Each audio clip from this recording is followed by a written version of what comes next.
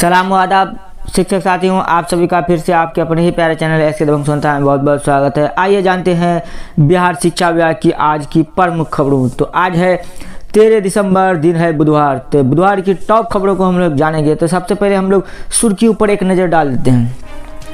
नियोजित शिक्षकों को ESI के दायरे में लाने की कवायद, सिवान के DO निलंबित। सूबे में शिक्षकों की लगेगी बायोमेट्रिक हाजिरी। 1 से 5वीं के 22,000 बीएड शिक्षकों के मामले में सरकार जाएगी सुप्रीम कोर्ट। जिलावार पूरक परिणाम का ब्यौरा जारी होगा। 28% माध्यमिक शिक्षकों ने नहीं दिया योगदान। आपदा प्रबंधन की पढ़ाई जल्द शुरू करने की उठी मांग। BPSC के 2 केंद्रों की रद्द परीक्षा पटना में 18 को। बिहार के माध्यमिक व इंटर स्कूलों में खुलेगी ई-लाइब्रेरी। 16 से शिक्षकों को लगाया जाएगा काला बिल्ला, यानी 16 दिसंबर से शिक्षक लगाएंगे काला बिल्ला। 479 शिक्षक अभ्यर्थियों ने BPSC ने 30 दिसंबर तक मांगा स्पष्टीकरण। और कस्तूरबा विद्यालय की कमियों को दूर करें।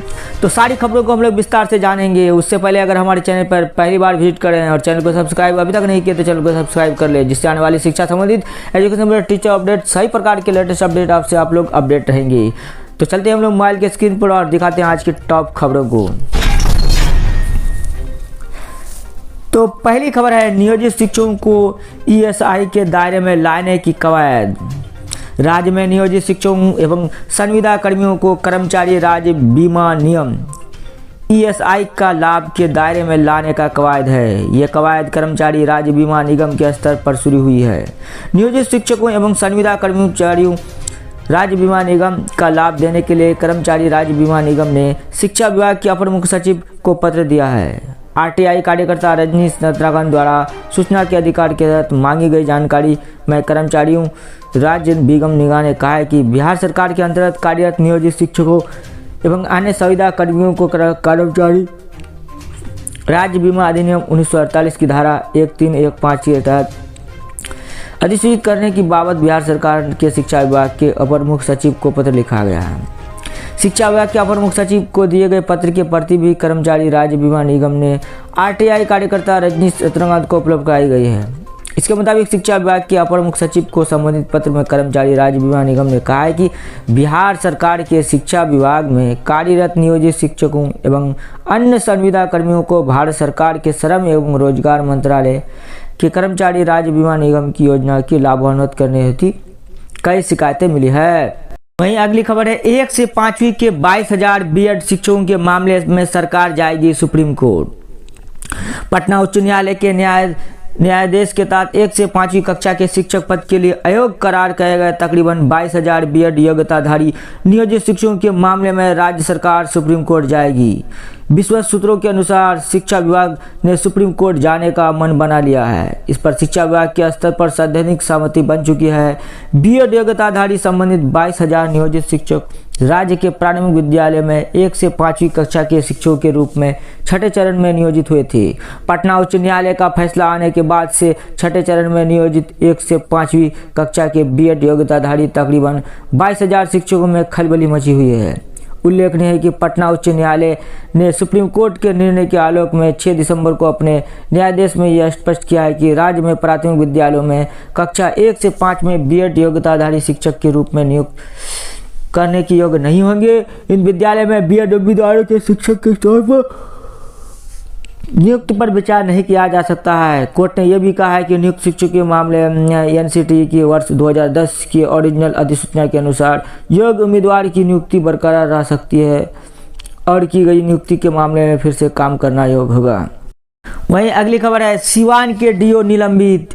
सिवान के जिला शिक्षा पदाधिकारी मिथिलेश कुमार निलंबित कर दिए गए हैं। सिवान के जिला शिक्षा पदाधिकारी मिथिलेश कुमार को शिक्षा विभाग ने निलंबित कर दिया है। निगरानी अन्वेषण ब्यूरो की तरफ से मिथिलेश कुमार के कार्यालय और आवास पर छापेमारी की गई थी। साथ ही इन प्रथम दृष्टि आरोप साबित हुआ था कि उन्होंने डायट सिवान के निरीक्षण के दौरान अपने दायित्व का निर्वहन ढंग से नहीं किया। इनके ऊपर शोध एवं प्रशिक्षक निर्देश के निर्देश में व्यवधान डालने, अनुचित मांग करने आदि के आरोप में भी प्रथम दृष्टया साबित हुई। इन सभी परिस्थितियों में प्रशासन सह अपर सचिव सुबोध कुमार चौधरी ने निलंबन आदेश जारी किया। वही अगली खबर है, सूबे में शिक्षकों की लगेगी बायोमेट्रिक हाजिरी। सेकेंडरी +2 स्कूलों में लगेगा आधार बायोमेट्रिक मशीन। राज्य के सभी सरकारी माध्यमिक एवं उच्च माध्यमिक विद्यालय में शिक्षकों की अब बायोमेट्रिक हाजिरी लगेगी। इसके लिए सभी सरकारी माध्यमिक एवं उच्च माध्यमिक विद्यालय में आधार बायोमेट्रिक मशीन लगेगी। सरकारी माध्यमिक एवं उच्च माध्यमिक विद्यालय में आधार बायोमेट्रिक मशीन लगाने के लिए 4 एजेंसी का चयन किया गया है। इनमें 2 एजेंसी बिहार एवं 1 एजेंसी तमिलनाडु और 1 हरियाणा के हैं। 4 एजेंसियों को बराबर संख्या में जिले आवंटित किए गए। इसके लिए सभी सरकारी माध्यमिक एवं उच्च विद्यालय में इंटरनेट सेवा दिया गया है। वहीं अगली खबर है, जिलावार पूरक परिणाम का ब्यौरा जारी होगा। बिहार लोक सेवा आयोग ने प्रथम चरण की शिक्षक नियुक्ति के अंतर्गत 2773 अभ्यर्थियों की पूरक परिणाम जारी किया है। शिक्षा विभाग ने आयोग से आग्रह किया है कि वह शिक्षकों का जिला आवंटित करते हुए पूरक परिणाम प्रकाशित करे ताकि पद स्थापना की प्रक्रिया शुरू हो सके। मालूम हो कि कई अभ्यर्थी प्राथमिक माध्यमिक एवं उच्च माध्यमिक शिक्षकों के रूप में चयनित हुए थे। वही अगली खबर है, 28% माध्यमिक शिक्षकों ने नहीं दिया योगदान। बिहार लोक सेवा आयोग से चयनित 1,20,336 में से 97,296 ही ने किया है योगदान। प्राथमिक शिक्षक चयनित हुए थे 70,545, योगदान दिए हैं 58,714। माध्यमिक शिक्षक 26,089 और ज्वाइन किए हैं 18,705। उच्च माध्यमिक शिक्षक 23,702 और योगदान दिया है 19,877। बिहार लोक सेवा आयोग से चयनित 28% माध्यमिक शिक्षकों ने योगदान नहीं दिया है। वहीं उच्च माध्यमिक शिक्षकों में 16% और प्राथमिक शिक्षकों में 17% ऐसे हैं जिन्होंने योगदान नहीं किया है। जिलों से शिक्षा विभाग को मिली रिपोर्ट में यह बात सामने आई। बताया जा रहा है कि योगदान करने वालों में सर्वाधिक संख्या उनका है जो पूर्व से नियोजित शिक्षक के रूप में कार्य कर रहे हैं।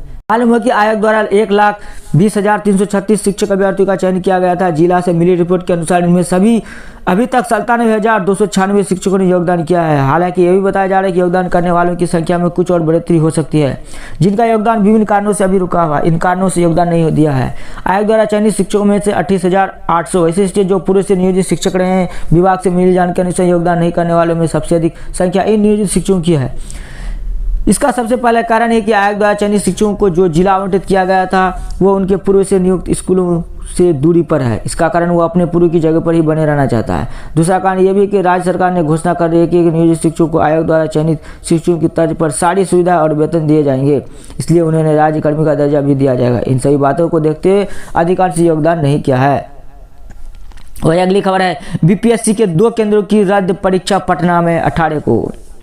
शिक्षक नियुक्ति के दूसरे चरण के 2 केंद्रों की परीक्षा 18 दिसंबर को पटना में होगी। दोनों परीक्षा केंद्रों पर परीक्षा रद्द कर दी गई थी। पटना के कमला नेहरू उच्च माध्यमिक विद्यालय यारपुर में परीक्षा होगी। 8 को एनडीएसपी पब्लिक स्कूल डुमरा सीतामढ़ी में गणित का प्रश्न पत्र कम जाने की वजह से परीक्षा रद्द की गई थी। इस केंद्र की 444 अभ्यर्थियों की परीक्षा दोबारा होगी।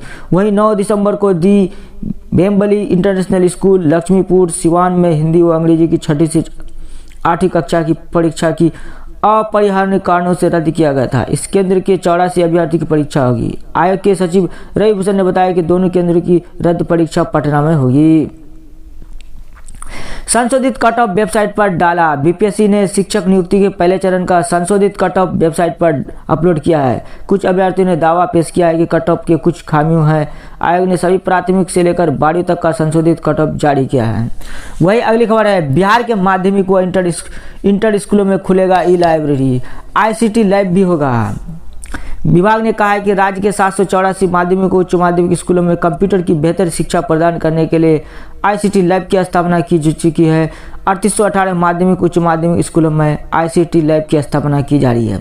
इस तरह कुल 4602 में फिलहाल आईसीटी लैब होंगे। राज्य के स्कूलों में शिक्षकों की बायोमेट्रिक हाजिरी बनाएगी। इसके लिए शिक्षा विभाग के निदेशक प्रशासन सुबोध कुमार चौधरी ने सभी जिला शिक्षा पदाधिकारियों को पत्र लिखा है। विभाग ने यह भी साफ किया है कि माध्यमिक और उच्च माध्यमिक स्कूलों में ई लाइब्रेरी की सुविधा बहाल की जानी है। इसके लिए भी एजेंसी का चयन कर लिया गया है। इस तरह देखें तो बायोमेट्रिक से हाजिरी, आईसीटी लैब का चयन का संचालन और ई लाइब्रेरी के लिए इंटरनेट सेवा जरूरी होगा। इंटरनेट सेवा निर्बाध मिले, इसको लेकर ही बीएसएनएल का चयन किया है। खुली निविदा के माध्यम से किया गया है। बीएसएनएल के साथ इकरारनामा भी किया गया है। बीएसएनएल का बिल का भुगतान आईसीटी परियोजना के तहत बिहार शिक्षा परियोजना परिषद बीईपी के द्वारा समग्र शिक्षा अभियान से किया जाएगा। उक्त सभी प्रक्रियाओं की निगरानी और निर्देश का अनुपालन सुनिश्चित करने की जिम्मेदारी जिला शिक्षा विभाग को पदाधिकारियों को दी गई है।